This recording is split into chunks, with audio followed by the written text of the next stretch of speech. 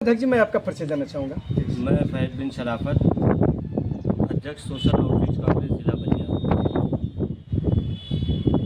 Mirza road का निवासी हूँ और यहीं पे रह करके अपना काम बिजनेस भी करता हूँ और खेती भी करता हूँ। आपका कौन कौन सा बिजनेस इस समय अभी फिलहाल चल रहा है? एग्री बिजनेस में ही मैं हूँ ज़्यादातर। जी। मेरा बिजनेस जो है गुड फार्मिंग का और ऑर्गेनिक खेती करता हूँ अपनी। ये मेरा अपना पर्सनल बिजनेस है। देखा जाए कि जो भी इस फिलहाल जो वर्तमान सरकार डबल इंजन की सरकार कही जा रही है, तो जो डबल इंजन की सरकार चल रही है, किस तरह का चल रही है, कैसे चल रही है?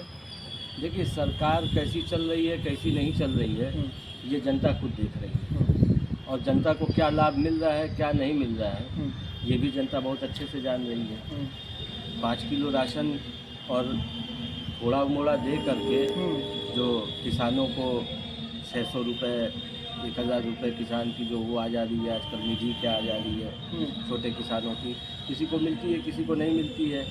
और डबल इंजन भैया, सिंगल इंजन पे इससे अच्छी सरकार चलती थी कांग्रेस की। बिना किसी इंजन के जो सरकार थी, जिसको आप कह सकते हैं कि चौधरी चरण सिंह साहब के टाइम में जो सरकार चलती थी वो चलती थी। कम से कम अन्नदाता कुछ हाल था, आज अन्नदाता ही बेहाल है। नहीं, अन्नदाता तो कह रहा है कि नहीं हम बहुत अच्छे हैं, जो 2000 रुपये महीने हमको मिल रहा है, पेंशन मिल रहा है, फिर 5 किलो राशन मिल रहा है। क्या देखिए, आप उन अन्नदाताओं की बात कर रहे हैं जो कि लाइव और कैमरे पे आते हैं, जो ग्राउंड लेवल पे है, जो ज़मीनी स्तर पे अन्नदाता जो बात कर रहे हैं। आप अन्नदाताओं से बात करिए ना, देखिए आपको रोड पे आइए, पब्लिक से बात करिए।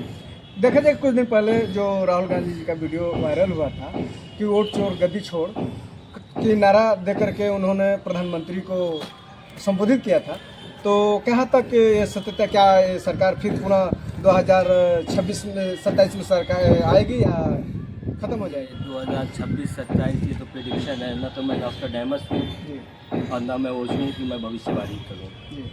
भविष्यवाणी मेरी उसमें नहीं है, लेकिन जो दिखाई दे रहा है, जो एक सामंत बुद्धि को दिखाई देती है जो चीज़ें, तो वो सबको दिखाई दे रहा है। और जो आपने कहा अभी की एक बात की वोट चोर गद्दी छोड़ का जो नारा था, उसको कहा नहीं गया, उसको प्रूफ किया गया। आपको कर्नाटक का एग्जाम्पल दिया गया, कर्नाटक की एक पूरी कॉन्स्टिट्यूंसी का एग्जाम्पल आपके सामने पेश किया गया कि कैसे कैसे क्या फर्जी वोटर हुआ, एक घर में कैसे 100 से ज़्यादा लोग 80 से ज़्यादा लोगों को निकले, जो एक कमरे का 1 BHK का मकान था। आपको ये भी बताया गया कि साहब एक आदमी का नाम 5 जगह पे कैसे, 5 न्याय पंचायतों में, 5 ग्राम पंचायतों में कैसे, और एक आदमी की फ़ोटो अलग अलग नाम से कैसे, एक फ़ोटो पे कई नाम कैसे, मतलब बहुत सारी चीज़ें ऐसी जो कि आपके सामने तथ्य के रूप में राहुल गांधी जी ने पेश किया और जिसकी अभी तत्काल में CBI ने कर्नाटका के लिए वो भी भेजा आपको वहाँ के चुनाव आयोग को कि भाई इसकी जो भी रिपोर्ट्स हैं वो मुझको प्रस्तुत की जाए, और जो कि अभी तक प्रस्तुत नहीं हुई है। शायद 20 या 18 नोटिस न्यूज़ में ही देखा था, आप ही लोगों के माध्यम से पता चलता है कि क्या हुआ क्या नहीं हुआ। 18 या 20 नोटिस जा चुकी है अभी तक। तो सरकार तो अपनी कमी मानने के लिए तैयार नहीं है, कमी अपनी वो छुपाती रही है, कभी भी वो अपने कमी को उजागर नहीं कर दो, कहते कि नहीं ये सब गलत है। देसी भाषा में कहीं तो अपन दही केहू के खट्टा लगेला जी, अपन दही केहू के खट्टा लगेला जी नहीं, तब कैसे केहू मान ली कि ये चीज़ें जी बियॉन्ड द रीच है इंसान के माइंड के, कि ये कैसे आदमी एक्सेप्ट नहीं करेगा कि ये चीज़ें जब सारी प्रूफ्स आ रहे हैं, जब सारे आपके सामने, या तो आप प्रूफ करिए कि नहीं, अगर मैं आपको चोर कह रहा हूँ और आप चोर नहीं हैं तो आप तो इस साबित चीज़ को करिए। साबित करिए, और नहीं कर पा रहे हैं तो एक्सेप्ट करिए। तो इतने विरोध होने के बावजूद भी ये सरकार हटने की नाम नहीं ले रही और अदर प्रांतों में पुनः राज स्थापित करने का काम करते जा रही है। आखिर में क्यों, कहाँ से? बिहार चुनाव सामने है, आपने अभी राहुल जी की एक न्याय यात्रा देखी है, उसका आप लोगों के माध्यम से, मैं तो पूरी यात्रा में था भी, आप लोगों ने यात्रा का वो भी देखा होगा वीडियो, और जो आपका मतलब आप लोग टेलीकास्ट देखे होंगे, आप लोगों को पता चला होगा कि क्या चल रहा है क्या नहीं चल रहा है। और कहने के लिए तो साहब सभी तीर मारा था, हर केहू तीस मार खाना ना हो जाता। देखा जाए कि 2027 में क्या कांग्रेस सरकार अपने पूर्ण बहुमत में उत्तर प्रदेश में सरकार बनाएगी या नहीं? पूर्ण बहुमत की बात यह है कि हमारा गठबंधन है, इंडिया गठबंधन है और शीर्ष नेतृत्व तय करेगा गठबंधन को। गठबंधन होता है और अगर हम अपने दम पे भी लड़ेंगे तो बिल्कुल सरकार आएगी। क्यों नहीं सरकार आएगी, ये बताइए।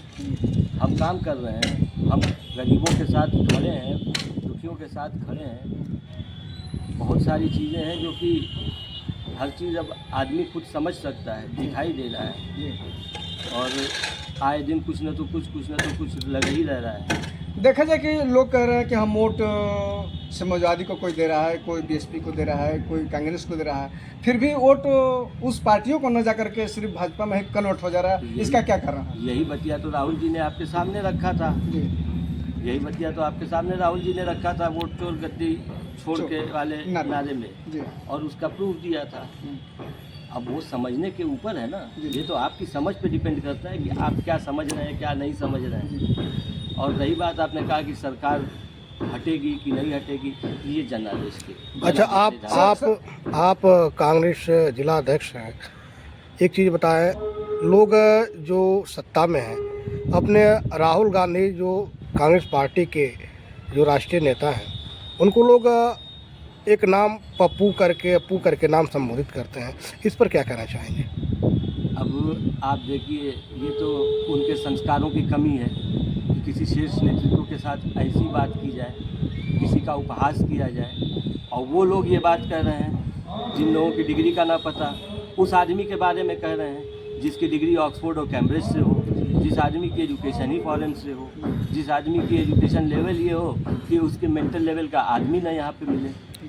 तो इसी चीज़ को देखा जा रहा है। तो अदर पार्टी के लोग हैं जो राहुल गांधी जी यदि कोई मुद्दा उठाते हैं तो बार बार उनको कहते हैं कि ये तो अप्पू है, पप्पू है, ये पप्पू है। ये इनकी घटिया सोच है। और दूसरी चीज़ है, संस्कार है। दूसरी चीज़ है कि लोग जो कहते हैं कि अगले बार कह रहे थे कि नहीं 400 पार, तो इस पर क्या है? और इस बार जो 27 का जो रणनीति क्या होगा? 400 पार आप लोगों ने देख लिया, कितना पार हुआ, बहुत पार हुआ। अगर गठबंधन न रहा होता तो समझ में आ जाता कि क्या है जी। अगर एनडीए का गठबंधन चंद्रबाबू नायडू जी का और नीतीश कुमार जी का गठबंधन न रहता तो सरकार भी दिखाई दे जाती है आपको कि क्या है क्या नहीं है। अध्यक्ष जी, आपसे लास्ट सवाल ये रहेगा कि अभी वर्तमान जो अभी दशहरा और दुर्गा पूजा बीता हुआ है, नवरात्र का पर्व, और दीपावली आने वाली है, इसके शुभ अवसर पे अपने नगरवासियों के लिए, क्षेत्रवासियों के लिए क्या शुभकामना संदेश होगा सर? समस्त देशवासियों, समस्त नगरवासियों और तमाम लोगों को मेरी तरफ से दशहरा, दिवाली, आज गांधी जयंती का दिन है। आपने बड़े अच्छे दिन मुझसे सवाल किया। राष्ट्रपिता के जन्म दिवस पे आपने मुझसे सवाल किया, अच्छे सवाल पूछे। सबकी शुभकामनाएं मैं पूरे समस्त देशवासियों को, पूरी दुनिया को देता हूँ। अच्छा, एक चीज़ बताएं, आज जो राष्ट्रीय पिता महात्मा गांधी का जो जन्मदिन है, तो क्या इसको सिर्फ मनाना चाहिए या इनके बातों का अनुकरण करना चाहिए?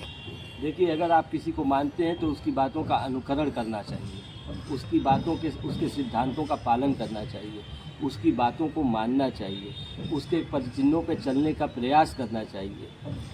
मेरा एक एग्जाम्पल, अभी आपने कहा कि उनकी बातों पर चलना चाहिए। अभी महात्मा गांधी जी ने जो शब्द कहा कि कोई तुम्हारे एक गाल पे थप्पड़ मार दूसरा गाल दे दो, तो क्या आज उनके बातों का लोग अनुकरण कर रहे हैं? अनुकरण नहीं कर रहे हैं तभी तो देश की इस हाल पे हैं। देश की आप हाल देख रहे हैं। जो अगर पालन होता, सही मायने में पालन होता तो आज 2 अक्टूबर जो गांधी जयंती के रूप में मनाया जाता है, तो इस पे क्या हमारे नगरवासियों, देशवासियों के लिए कहना चाहेंगे? समस्त देशवासियों, समस्त नगरवासियों को गांधी जयंती, दशहरा, आने वाला दिवाली, छठ पूजा शांति सौहार्द से मनाएं। सबको बहुत बहुत शुभकामनाएं। हमारे तमाम बिरादरान वतन को इस बात की बहुत बहुत मुबारकबाद कि आप लोगों का ये त्यौहार पूरे देश के लिए हर्षोल्लास, खुशहाली लाए और देश तरक्की करे। बहुत बहुत